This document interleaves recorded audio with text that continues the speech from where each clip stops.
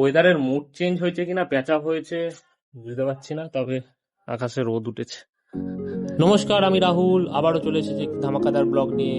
আমার ডেলি রুটিনে আপনাকে স্বাগত জানাই। জল পুরো শুকিয়ে গেছে, অবশ্য বাবা অনেকটা পরিষ্কার করে দিয়েছে।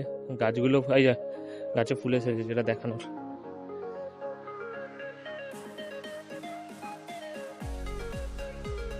আসলে ঠিকঠাক কতদিন খাবার দেওয়া হয় না, এই জন্য ভালো খাবার দিতে হবে। অনেকদিন খাবার দেওয়া হচ্ছে না বলে গাছও ঠিকঠাক ফুল দিতে পারছে না। তার মধ্যে আবার মা এখানে গম দিয়েছে, পুরো গ্রাম সাইডের মতো দিয়েছে। তুমি কি বলছো? তাই তো মা, কি করতে তুমি?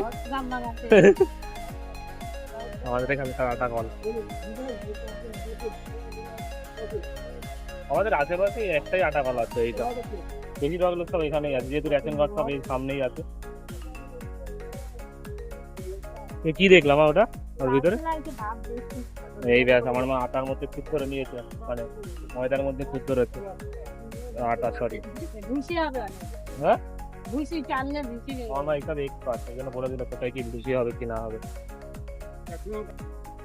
আবার ময়দাও নিচ্ছি, কারণ ময়দাটা আমার জন্য, আটার জিনিস আমার বিশাল উঠছে, রুই উঠছে, দেখা যাচ্ছে রুই উঠছে চারিদিকে। আটা ময়দা, আমার মায়ের গা ভর্তি হয়ে যাচ্ছে। গা ভর্তি হয়ে গেছে তোমার? ময়দাটা কিসের জন্য নাও? ময়দাটা আমার জন্য ময়দাটা, আটা রুটিটা আমার ভালো লাগে না, ওই জন্য ময়দাটা। সাউন্ডটা শোনা যাচ্ছে কিনা জানি না, বাবার যা গাড়ি করে যাচ্ছে সাউন্ড শোনা যাচ্ছে না। পরে করছি, কারণ মেশিন চলছে ঘ্যাট ঘ্যাট ঘ্যাট ঘ্যাট করে সারাক্ষণ। আমার মা আবার ওইখানে গেছে, কি নেবে হয়তো ওইখান থেকে। আমার মায়ের কিছু বলার নেই, আসলে এইটা নেই সেইটা নেই, আবার নিতে গেছে ওখানে বসেছে পিছনে, তাই তো? কোনোদিনও বসে না এইভাবে, আমার নাকি ভয় লাগে। আমার একটা লেডিস স্কুটার লাগাতে হবে গাড়িতে, কারণ ওটা নাহলে মেয়েরা উঠতে পারে না। মা বসেছে। কেমন লাগছে ওঠে? কেমন লাগছে?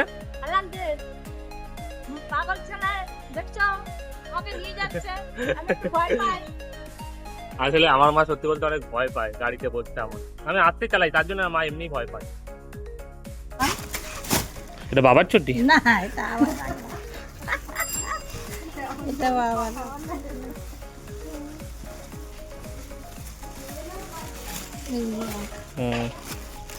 তুই কি নিবি? দেখ আমি কিছু ভালো বড় তো, এই দেখ এরকম ছোট নেই।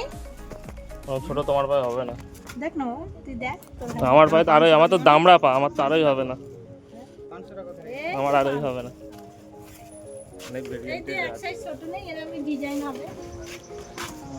একটা মেন কথা হলো, দাদা বলছি দাদা নাকি ভিডিও করে করে, মানে দাদারের পর নাকি ভাইরাল হয়ে গেছে, তাই আমাকে বলছে কিছু অ্যাডভাইস দিল। তোমাদের কোথায় কোথায় তোমরা কোথায় বাড়ি কোথায়? হ্যাঁ, যাই হোক, দাদার কথাটা শুনে বেশ ভালোই লাগলো, কারণ এখনকার যুগে এরকম মোটিভেট করার মতো সচরাচর কোনো লোকজন পাওয়া যায় না। আসল কারণ হলো এই সময়টা আমার স্টার্টিংয়ের সময়, তো এই সময় সবাই আমাকে হাস্যকর হিসেবেই লাগবে, কারণ এখনকার ছোট ছোট ব্লগারদের তো সেরকম সবাই তুচ্ছই মনে করে। তো কোনো অসুবিধা নেই, আমি আমারটা চালিয়ে যাব, আমি দেখিয়ে দেবো, হয়তো একদিনে হবে না, একদিন নিশ্চয়ই হবে। তো তার মধ্যখানেও যে এইসব লোকজন পাওয়া যায় যারা আমাদের মতো ছোট ছোট ব্লগারদের এত সুন্দর উৎসাহ করে। দাটি এসেছে মুর্শিদাবাদ থেকে। যাই হোক দাদা, তুমি যদি কোনোদিন আমার ভিডিও দেখে থাকো, তোমার কথাগুলোর থেকে আমি খুব উৎসাহ পেয়েছি, কোনো রকম চাপ নেই, তোমার অ্যাডভাইস অবশ্যই কানে রাখবো, আমি এগিয়ে যাব। মা তখন আমাকে একটা কথা বলছিল, আমি তখন বুঝতে পারছিলাম না যে কি বলছে, এটা কি। আমি জিনিসটা দেখাচ্ছি যে কি পরিমাণ জিনিস থাকে। এই যে এটা চালছে, এই যে এইটা নাকি ভুসি, এই যেখানে জমা করে রাখছে, তাই বলেছে। এই ময়দার থেকে তো অর্ধেক ভুসি বেরিয়েছে, আটা দিয়ে। যাই হোক, আমি বলছি সেটা মানে কিভাবে বাটপাড়ি হয় এখন, মানে ওর সাথে ওই সব মিশে আর ওজন বেড়ে যায়, চালিয়ে দেয়। যখন বলছিল আমি এখন দেখে নিলাম সেটা। তো তারপরেই চলে এসেছিলাম একটা ক্যাটারিংয়ের কাজে। এই ভাইগুলো বসে আছে আর এই দিকটা রান্না করছে। যাই হোক, বিশাল গরম।